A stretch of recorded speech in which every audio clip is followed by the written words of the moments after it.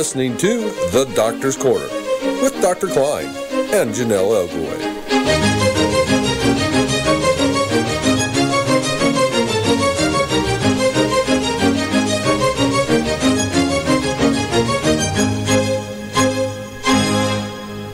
And good evening, Kline Nation. If you have a question, please call in at 415-915-2291. I'm Jonelle Elgaway, and we are here with Dr. Kline. Dr. Kline, welcome. How are you this evening? Thank you. I'm just dandy. Awesome. So we are going to talk about, and hopefully we'll get some callers in to ask questions, because I feel like, with the opioid issue, and just even with between patient and doctors, we haven't been able to be as honest, or it's changed. And do you notice that? I don't know if you do on a doctor's side with the whole arena with the opioid issue and the opioid epidemic. No, it's there's some serious problems with physicians, and it's interfering with patient care, and it's interfering with the doctor-patient relationships. Mm-hmm. How have you noticed it? Because I could say it from a patient point of view, but I've always wondered how a doctor sees it, or do they? Well, it depends on the physicians. Physicians in this country tend to be a little paternalistic, whether they're maternalistic or paternalistic, doesn't matter. And we're kind of brought up in a trade school. Medical school is a trade school. And we're taught by other people who are journeymen, who are already physicians. So we learn from them, and we learn attitudes, and we learn how to interview patients, and sometimes we learn things wrong. And one of the things we've learned wrong is not listening to patients. As a matter of fact, it pays off. Pays off to listen to patients, because if you listen more than 8 or 9 minutes, usually most patients will tell you the diagnosis. The paternalistic attitude is... Say again? They self-diagnose, you think? Well, it's a matter of getting the correct information out that triggers, or a clue that triggers what's going on. If doctors interrupt, which is a bad trait, after 1 minute, frequently the discussion is veered off in the wrong direction, a paternalistic view. I know the answers, just tell me and answer my questions. And so when people go to doctors and they get interrupted, I have a little trick. You just put your hand up like a stop sign and say, "Doctor, let me finish my thought." Doctors are people that get up and put their pants on one leg at a time, like everyone else. And we've had a little too much of this, I'm the boss kind of syndrome. And it's gotten worse over the years as doctors have signed on to have their practices run by other people other than themselves. Right. And they now have a new boss. And the boss is not them. I feel like also, at least growing up for myself, I've always had a certain respect for doctors. Like that's how I was raised. And doctors were a type of authority. I know even with you in the beginning, I would get really nervous around you.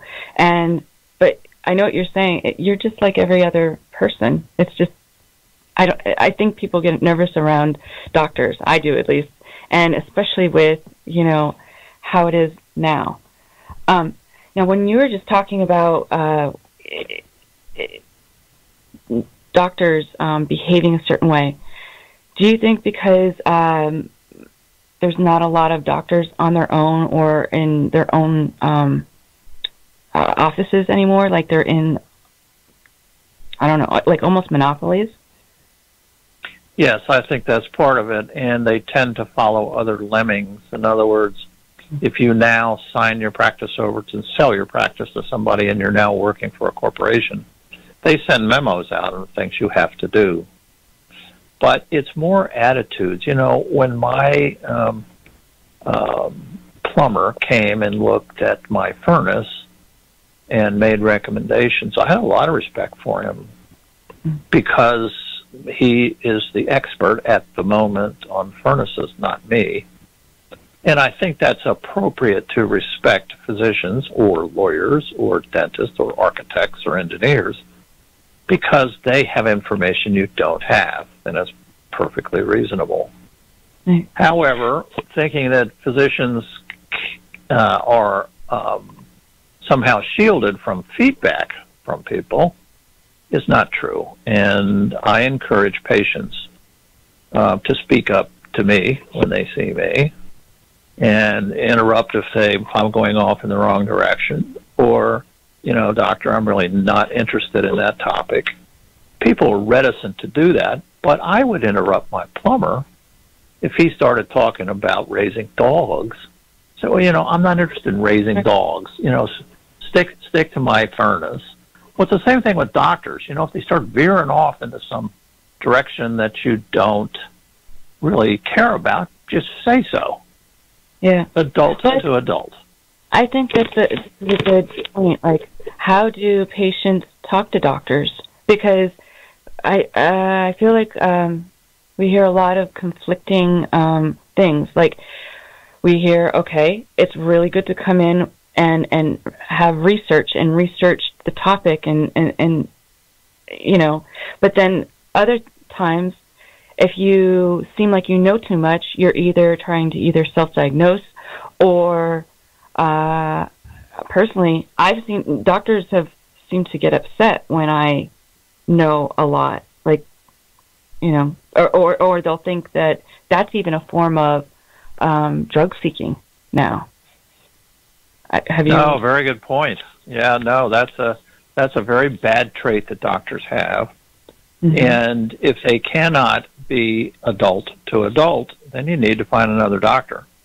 I mean, that's kind of a bad situation. I mean, you can say, look, doctor, you know, I don't know how to put this to you, but, you know, I'm here paying you money one way or the other, either directly or through my insurance company. And I would want you to respect me as much as I respect you. Right. And you know what? Doctors never hear these kinds of adult, you know, discussions. You know, if somebody steps on your foot on a sidewalk, you know, hey, Buster, what are you doing here? You know, that's an adult conversation. And what I tell people is don't be afraid to have an adult conversation with your physician. And if they get huffy, time to find another doctor. One thing doctors do not like to do is lose patients. Yeah. So that's kind of a weapon that people have when they've got a doctor raised in the traditional mold. When I was in medical school, we thought that people that brought in lists of symptoms and things were all turkeys. Well, that's terrible. I mean, people that have a lot of symptoms, what's wrong with writing them down so you can remember them, you know?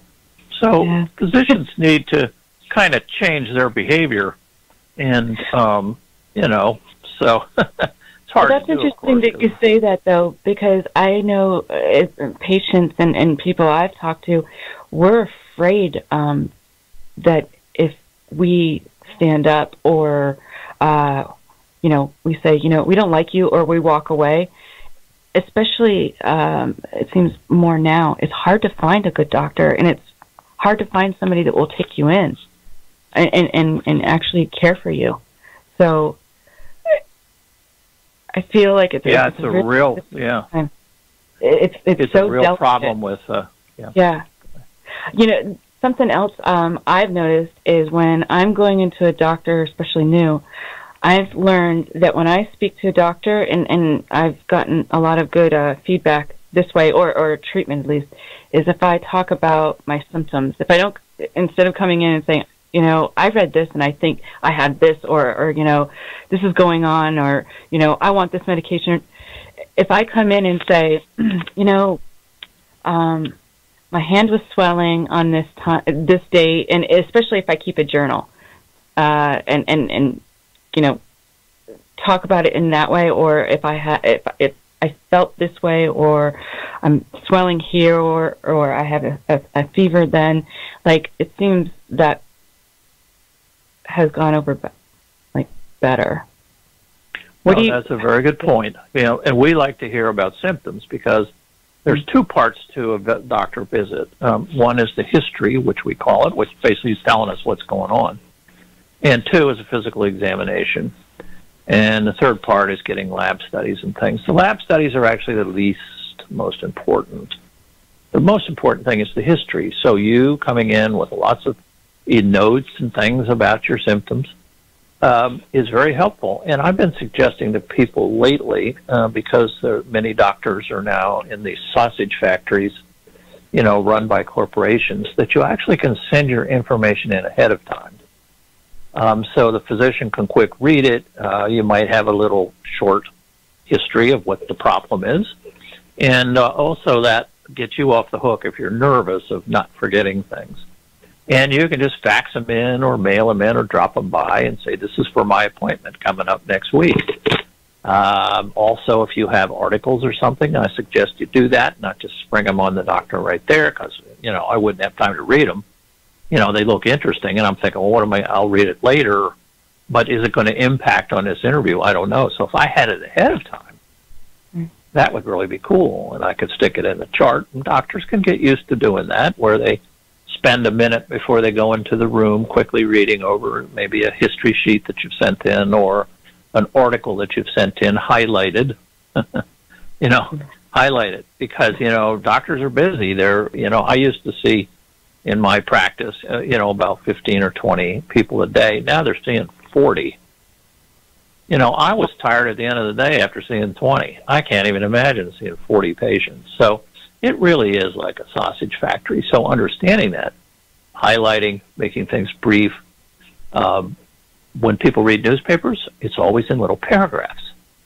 So when you write up your history, rather than some long paragraph that's hard to follow, you write down things like in 2 or 3 sentences and then skip a space. And then last spring I had this, and then last night I had this, little paragraphs, so the physician can quickly read it.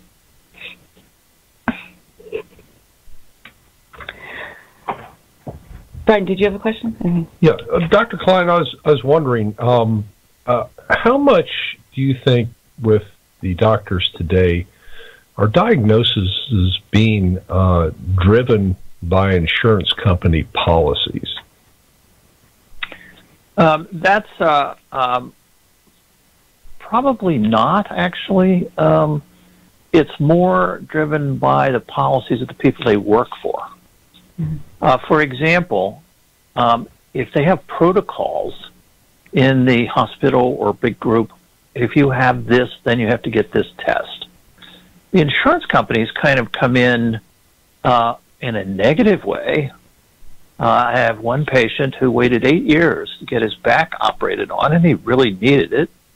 And they made him go through another procedure that wasn't as expensive first. It didn't work. Then they made him go and get physical therapy, which made him worse. So the insurance companies, they actually do affect the way we practice, but usually it's in a negative way. Wow. And you were mentioning earlier, too, sending records in ahead of time. I'm hearing some patients now are having, I know legally they're supposed to be able to get their records, but insurance companies are actually holding their records, or doctors' offices are, too, and they're having a hard time getting them sent. It feels like, to me, like they're trying to, you can't win almost as a patient, or maybe even as a doctor, because it's insurance companies, it's pharmacies, it's, everything. It's hard to get treatment right now, especially if you have a chronic or rare disease or intractable issues. Do you think that? Right. That's how absolutely. It's very, very sad to me that this whole business with the 90 milligram cutoff from C.D.C. C.D.C. wasn't even in position to do those kinds of things. So this has caused this testing. Is there testing for 90 milligrams? Like, where did they come up with that? They made it up. Like, what's the difference between 90 milligrams, 50 milligrams, 120? Well, it's all based on these, you equilibrating the medicines. Mm-hmm. For example, if you take oxycodone, it's worth, a little bit less than morphine. It's a little more powerful than morphine. And so they thought that if you take too high a dose, you'll become addicted or drop dead. And guess what? It's not true. Yeah. And I've been going through all their references to articles and things. In other words, their support for this idea. It's not there.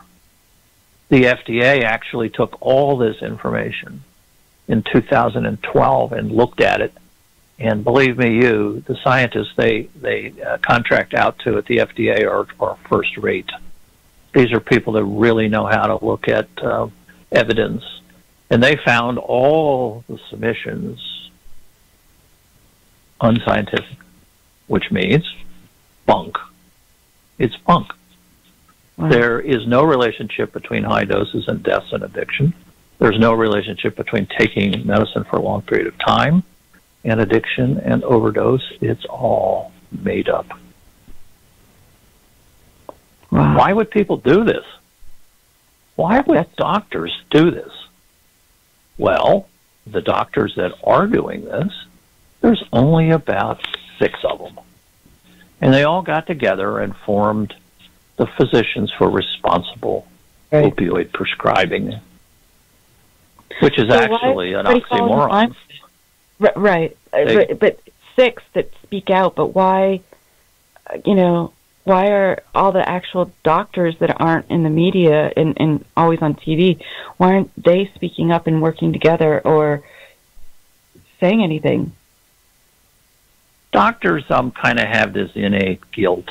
They always feel like they may be doing something wrong. And a lot of times we do. We have to live with that because we may be doing a procedure that doesn't work.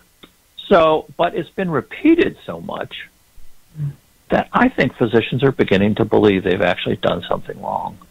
And they believe that this drug is wrong. It's almost, if you stand back, it's absurd that a group of doctors for the first time in 3,000 years would announce pain is not that significant. The Attorney General said just take some aspirin and buck up. Yeah. And therefore, if the pain is really not real, then treatment of pain must not be real. And that's kind of what they're working off of, and it's crazy. One FDA official was quoted as saying, these people are in the lunatic fringe. And I personally would agree with that. When you say these people, doctors?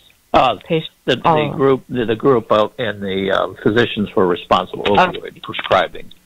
Yeah, who basically was the driving force behind the C.D.C.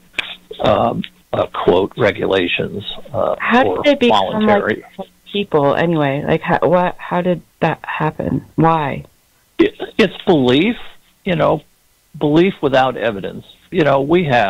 All of us have beliefs. We have religious beliefs, and I believe in the almighty donut, and other people have beliefs, but it's belief without evidence. Perfectly okay at the church or the shul or, in the temples, that's fine.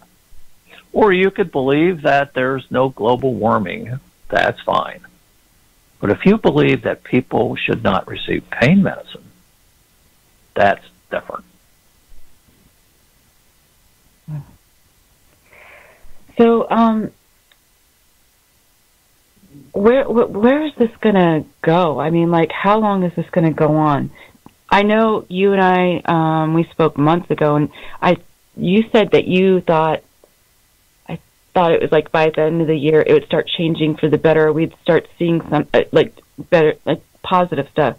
And recently you said, I'm not so sure about that anymore. How do you see this? Yeah, it's always nice to have the rose-colored glasses, but unfortunately I was wrong. And I just did another poll on my Twitter to find out if things are improving for people. In other words, are they being put back on their medicines and stuff? And a very, very small percentage are having their medicines increased after the low point, and but not very many. So it looks like it's not improving. I mean, the Medicare wants to cut off the 90 milligram cutoff, and it's really kind of ironic because the doctor in charge of the section that wrote the guidelines, Dr. Deborah Horry at C.D.C. She works full time for C.D.C. The day the regulations came out, which was 2 years ago now, she went on air at a press conference and said, this 90 milligram cutoff is only for first prescriptions in what we call opiate naive people. Opiate naive means you've never had an opiate, you've never had a pain medicine. Only for that, she said. She made it real clear. It's also pretty clear in the C.D.C. regulations, but the regulation's a bad word. Guideline is what they use. It's also in there, but she made it real clear that basically these guidelines were not to be used for anything other than the very first prescription, and that's a wise thing. Because if you've never had a pain medicine in your life, you have a very small chance, 0.5%, that you may be carrying a gene for addiction, and you will accidentally become addicted. And if people knew more about this, then if it happened to them, after warning from doctors, which you never get, then we could just bring this whole problem under control because people would be identified early, like we do with diabetes, like we do with high blood pressure, would be identified early, and then we could do something about it. I had a woman who, in my practice, accidentally addicted by a dentist. But we joked about it and, and talked about it and kind of made light of it because it was very early. But it was a serious matter because true addiction can lead to intensive seeking behaviors, can ruin people's lives, but it's a disease, and it can be treated like any other disease. Unfortunately, the federal government makes it illegal for me to treat addiction disease. So we have a little bit of a problem in that the federal police force is in charge of treatment, and they're not doing a very good job. Wait, you're not allowed to treat addiction disease? No, if a person came to me who was addicted, I would be arrested. I never knew that. Wow. Yep. It's against the law to treat a person with addiction. As a matter of fact, in Virginia, our neighboring state, a really nice doctor decided to treat a woman's husband because he was addicted. He was spending his whole life looking for substance, which is what happens when you're addicted. And so he actually started to treat the guy. And he gave him powerful medicines that he could inject. And so the guy stopped stealing, and he was doing okay. Somehow the Board of Registration found out, and his license was immediately revoked without a hearing. Wow. It's like the guy was a gun smuggler or a spy. He was just helping this guy out, Yeah. And we used to always treat addiction long ago with controlled amounts of opiates, which is the way you treat it even today. But the federal police came in 1915 and started arresting doctors for, guess what? Treating addiction. Because they believed, the police force believed, if we stop treating people with addiction, they'll just give it up. Oh, that's fine, no problem. Not knowing that the disease doesn't work that way. And doctors were arrested and quit seeing patients, just like they're doing now. This is 100 years ago. Doctors went to the Supreme Court and got a ruling which reversed the arrests. They weren't based on any law or anything. And the Supreme Court in 1923 said, you know what? Really, this is up to doctors. and doctors are controlled by states, not by the federal government, and the federal government needs to get out of this business. Okay. So, what are they gonna, from 100 years ago to now, like, how much has that changed in your view, or hasn't it at all? And why aren't we learning? We don't learn because we're afraid that these medicines are possessed by the devil and cause dope fiends to range through the streets, killing, raping, and home invading. And actually they don't. The most serious crime is committed by alcoholics. But people are still afraid. It's still in our fabric.